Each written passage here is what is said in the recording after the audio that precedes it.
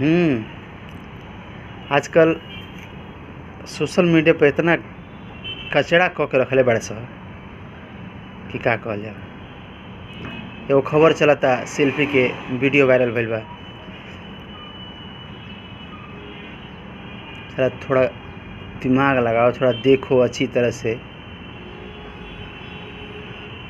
कुछ भी किसी के बारे में भी बोलने लगोगे तुम लोग। साला ये मीडिया वाला और है, भोसड़ी वाला एकदम। अब क्या बोला जाए उनके बारे में, साले चूतिए।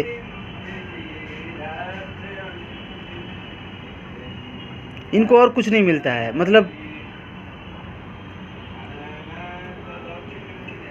अरे यार बंद करो ये सब, भोजपुरी को बदनाम मत करो यार तुम लोग यार।